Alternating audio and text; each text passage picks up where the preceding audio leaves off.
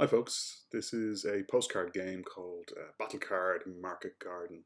And so I'll run you through how to play it. It's pretty straightforward, and I think for a simple game simulates the pressure of the allies attacking during Market Garden, trying to secure the different areas so that the 30 Corps, which you can see down in Belgium there, can advance up the road towards Arnhem. So this is the initial setup. The green dice represent allied units. So you can see there are 3 units there for the different airborne divisions. And the purple dice on the right-hand side of the road represent German formations. The counters that have the German symbol on them show that this area is all currently controlled by the German forces. So as the game progresses, you'll see that there'll be battling in the different areas, trying to attack or defend, depending on what's going on at a certain point in time, and that's all from the perspective of the Allies. And we're trying to get 30 Corps moving up the road. So let's run through the different steps. So there's one step that's performed at the start of the game after this setup, and this is the airdrop, and this simulates forces kind of lost or kind of scattered during the airdrop, so that the information is up on the top of the second page of the postcard there.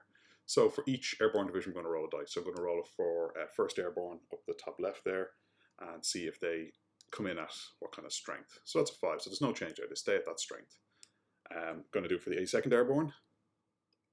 So that's a 1, so that means they're going to lose 2 strength. And then I'm going to roll for 101st Airborne.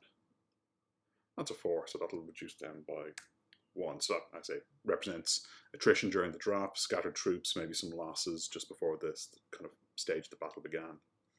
Okay, let's run through the battle round. There are going to be 6 rounds in total, and we're going to track them on the top left here. So the first is deciding to attack or defend with an individual unit. So I want to try and secure as many of these areas as possible while I have a numeric advantage. So I'm going to start at the top, and I'm going to use 1st Airborne to attack the German troops in the Arnhem area. So we roll a dice. That's quite poor. So I'm attacking. I have advantage because I'm larger, but I'm going to actually lose force here, and I do not gain control of that area. So that control is represented by the little star symbols here on the tracker. I'm going to move to 82nd Airborne. They're going to attack the troops in the Grave area. So that's a better result. So again, I have advantage. Both sides lose some force, but I gain control. And I'm going to attack with 101st Airborne around Eindhoven. Same result. I have advantage, so we're reading across here. So both sides lose some of their forces, and I gain control. That's step 1 complete. Step 2, German reinforcements. So all of the Germans will actually get reinforcements here because Arnhem is under control. Nijmegen also gets reinforcements. So each one of these ticks up 1. So that's why it's important to try and gain control of Arnhem to restrict Nijmegen getting strength. Next is step 3, Allied advance. I can choose to advance actually only one thing at the moment, and this is to move 30 Corps up the road because the Eindhoven area is under control, and these German forces are removed, essentially representing the large armoured column taking control of that sector. Now we're looking at potential reinforcements for the troops up around Arnhem. So we roll a dice, and if it equals the turn number, we gain some additional troops there. So I need a 6, that doesn't happen. And now we're ticking down the turn counter here. Apologies for the background sound, that's just the fun of my computer going crazy. And now we're into the second round. So, same as before, we're going to attack. So we're going to battle. I'm going to choose to attack in the Arnhem area. So that's a 4, so that's not a bad result. I have advantage, so both of these drop, and I gain control of that area. Again, no battling happening in Nijmegen yet. So I'm going to defend in the Grave area because I already hold it. So I have advantage, I'm defending, there's no change there. And I'm going to defend again in the, actually nothing to do in the Eindhoven area. So now we move into the German reinforcements. So the Arnhem troops will get reinforced. So that goes to a 3. Nijmegen does not get reinforced because Arnhem is now under Allied control. And the Grave area, they gain reinforcements. Again, this represents troops coming in from the east here. Okay, we're into the Allied advance, and I'm going to advance 30 Corps up the road, removing this German unit. We're at turn 5, so I'm going to roll for the reinforcements for 1st Airborne. And they get it. Okay, so that becomes a 4. And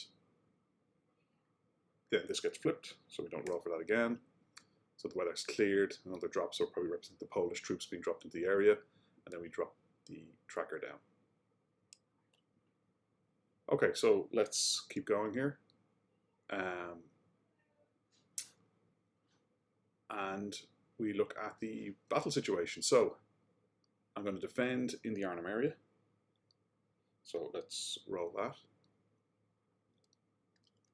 So I have advantage. So in the Arnhem area, I have advantage. Each side will drop. Oh no, sorry, I have an advantage, so there's no change because I'm defending. Okay, that's fine. We're into German reinforcements, so only the troops in the Arnhem area get reinforced. Now, this is where we have to read the second part of this. If German strength is higher than Allied strength, which it isn't, so Arnhem still currently remains under Allied control, this could be a problem moving forward.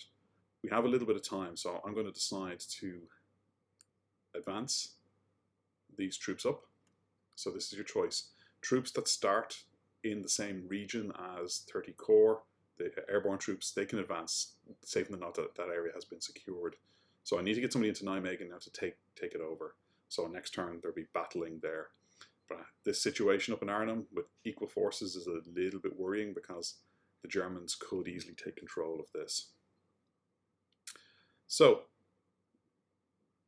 if we move down, we don't need to do step 4 because we got the reinforcements. So now we tick down the weather track. We're into another turn. Okay, so if we have a look at the situation here, we're back into battling. I'm going to take a risk here. I'm going to attack in the Arnhem region because I need to try and deplete the German forces, but let's see what the dice rolls here. Okay. That's not good. I'm attacking. There was no advantage. I lose 2 here. We're going to see that that'll be a problem in a moment. I'm going to attack in the Nijmegen area. I have advantage. I need to gain this.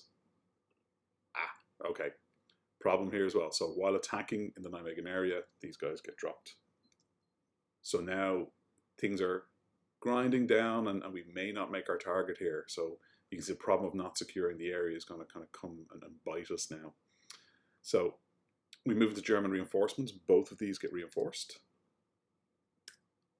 And because the German force in Arnhem is larger than the American force, the Germans now gain control of Arnhem again. The Germans would gain control of Nijmegen if they didn't already have it, because again, their force is larger. So things are problematic. When it comes to the Allied advance step, the Allies cannot advance. 30 Corps can't move into a region that's not controlled, and only troops that are in a region with 30 Corps can move. So, for example, the 101st Airborne, they've been kind of left behind here. I can't now advance them up. So that is essentially the end of the turn. We have 2 more turns to see if we can turn this around. But it's going to be really difficult. So we have to go on the offensive. So the troops in Arnhem are going to attack and they're at a disadvantage, but they have to try. So I need to roll high here. 3 is probably not high enough, so let's see what happens. So the Germans have advantage. The British are actually destroyed because the Germans had advantage. I only rolled a 3 in this region here. So the Germans lose 1. The British are destroyed. And now we try the attack in Nijmegen, so I don't think we're going to be able to succeed here. Okay, so again, we're attacking. We are at disadvantage. These lose 2, so unfortunately they are destroyed. The Germans lose 1 as well. But at this point, the game essentially finishes. Because I can't advance 30 Corps any further, the combat effectiveness of the troops in these regions have been wiped out. And there's no further potential for reinforcement.